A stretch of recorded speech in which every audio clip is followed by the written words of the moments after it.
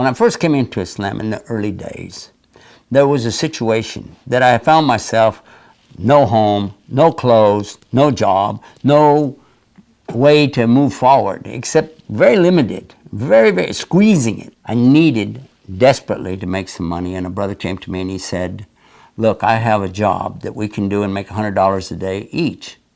And I said, really? He said, yeah, and it's right over here in Wichita. Now, I'd lived in Wichita Falls, Texas, and we used to call it Wichita. We take off. He said, I've got the road map, I'll figure it out. Just go this way, go that way. I said, we're not going the right way. You're heading us up on 35. We need to turn and go up 287 and get up to Wichita Falls that way. It's not that far. We can just go over there. He's like, no, I know what we're doing. I know where we're going. I said, all right. But by the time we hit Oklahoma, I said, I'm sure there's a problem here because you're going into Oklahoma. Now, this is not the right way. He said, yeah, and then he showed me on the map, and I looked at it and I said, that's Wichita, Kansas. He said, yeah, that's it. It's not that far. I said, oh, man, are you serious? This old bus ain't going to make it up there. It's got muffler problems. It's got manifold problems. It's got a lot of problems with it. He's like, come on, we can do it. So we drove up there. When we come back down, things started to change. Going up, it had been cold. But all of a sudden, it started getting hot. I don't know where the heat came from. It didn't last long, but long enough, because when it started heating up that manifold and heating up the exhaust system on there, it started firing straight out because the muffler system had pulled away, and the block of the motor was shooting fire, a stream of fire out every time the pistons hit. It boiled the oil, and there was no oil left in the motor. So there was a rod that broke. You know, the rods hold the pistons. They go like this. And it broke and came out the side, and when it did, the oil came out. And that's what caught fire first, was the oil coming out of that thing. And so what it meant was that any gas come in front of that thing, boom. And that's exactly what happened. I went into the hood, and I've already burnt my hands up on the hood trying to get it up. And I'm beating on that fire, trying to put it out with that blanket. And I'm thinking, this can't be happening. This can't be happening. Why is this happening to me? When I grabbed the fire extinguisher, I was thinking to myself, the one thing I did right, and when I bought this fire extinguisher 2 years ago, you know, that was smart. Yeah, grab it out of there, pulled the pin out, and squeezed the trigger, you know. And I'm thinking, this can't be happening. This can't be happening. Why is this happening to me? And when I got the fire out, then I realized I'm in the middle of nowhere. I need to get to a truck stop or someplace. Then it started snowing. I tried to get a ride back into town. Nobody, even the one that owned the junkyard, wouldn't help. He told me to go out to the roadside and get a ride. No, hardly anybody out there. I'm standing in the cold trying to get a ride. And the trucks are going by.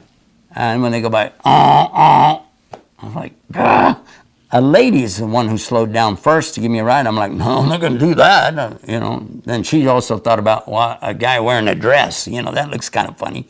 I dressed like this back then. I even had the imama, or, you know, the turban on. And when the guys did pull over, they're in a little bitty truck. They said, jump in. And I said, how? There's no room in there. They said, in the back. And here I am now back in with bags of fertilizer. Imagine that. Hog fertilizer, by the way. Oops. Oh, yeah. It's not bad enough. It's like, no way. When I get up to the interstate, I ask them, just take me through the other side and let me get out over there at least, you know. They're like, no, we got to go this way. And so when they drove away, I was thinking right then, what am I doing wrong? I came into Islam, and I thought, when I get to Islam, this is the right way, so God, he should, like, you know, help me out here. Why am I in this shape? But it came in my mind. This is not your deal. This is his deal. You said you want it. This is it. Take a deep breath. Got up on the side of the road and started trying to get one of the trucks to pull over and give me a ride. Nothing. And now it really started getting colder and windy, and the snow's getting worse. You know what happened? A red car, a Lamborghini, came over the top of the hill. Now I'm standing out on the side of the road, freezing to death, in clothes that don't fit with holes in them. And here comes a big Lamborghini coming up, big red. Oh, I love red cars. Coming over the top of that hill. I thought, oh, brother. And when it passed me, it stopped. I went, uh-oh. What's wrong with this story? He started backing up real fast. And I said, oh, okay, guy's going to run over me, you know. Let's get back out of the way. I don't know what this guy's doing. And he got up even with me, rolled the window down. Now I'm thinking, in Texas in the old days, we would have said, hey, buddy, you tired of walking? Yeah. Okay, run a while. It'd take off. I figured he's going to pull a joke on me, something like that. Instead, he said, can you help me? I'm going, that's probably the funniest story I've heard today. You need help from me? But I had to be serious, so I said, yeah, what can I do for you? He said, do you mind to ride with me? Because I can't keep my eyes open. I don't know what's happened to me, but I just feel like I'm going to fall asleep. He said, I don't know if I'm even driving straight. I've got to get down to Canton, Texas. Well, I know exactly where it is. I said, sure, yeah, why not? I got in the car with him, and he said, but I need you to talk. Talk to me. Keep me awake. I said, what do you want to talk about? He said, anything. Talk about anything. I said, like what?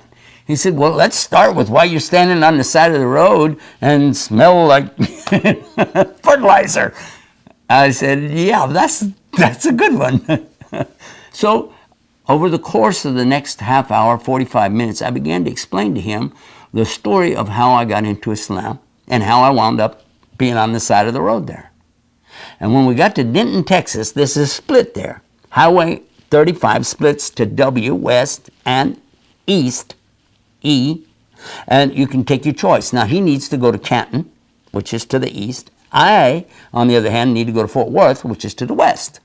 So when we got there, I was thinking, okay, now I got to get out here. It's a truck stop. I'll see if I can get a much better chance of getting a ride here. Then he said to me, do you suppose it would be all right? Would you accept if I could just, take you to your destination? Because I'd like to hear the rest of that story. I said, excuse me just a second, let's see if my schedule would permit that. Yes, I do have an opening. No, not really. Well, I was thinking, I can't believe this guy. This is too much. I said, oh yeah, okay. So we went on. We went to Fort Worth. And over the course, I was able to finish the story, tell him exactly what had happened, transpired, brought me to the point where I was. And look at what he said. He said, do you know, in my religion, he told me what branch Christianity was in. He said, it is split, it's divided up, there's a lot of problems, and I've lost all my faith in it. But what you said gives me a lot of faith. Huh? He said, this gives me a lot of inspiration. The way you overcome these things. I said, I didn't really. I'm just trusting him, and he makes things happen. He said, I'd like to know so much more. I was a brand new Muslim in those days, very brand new. So I didn't have, in preparation, I didn't have anything with me to give him, nothing, no cards, no websites in those days. What can I give him? So when we got to the destination, we got out of the car, went in, I found some pamphlets. I gave him a couple pamphlets, Human Rights in Islam, the Concept of God. Those two main ones that helped me so much when I came in. And do you know, subhanAllah, after he took those, he promised me, he said, I'm going to read these and see what I can do. But this sounds like my way. And he drove off. He didn't any more than drive away. Then the brothers who owned the house showed up and they said, oh, you're back. I said, oh, I wish you would go catch this guy. You need to tell him about Islam. I don't know how to tell him. And they said, well, I don't know what we would have done any different. And that was the minute that I decided my life has to be dedicated to be able to communicate this message to people in the English language. That inspired me to do what I do today. That keeps me going, knowing there are other people out there who are in a lot worse shape, don't have a clue. They need to know what our purpose in life really is. To worship our Creator, not what He created, and it will change everything.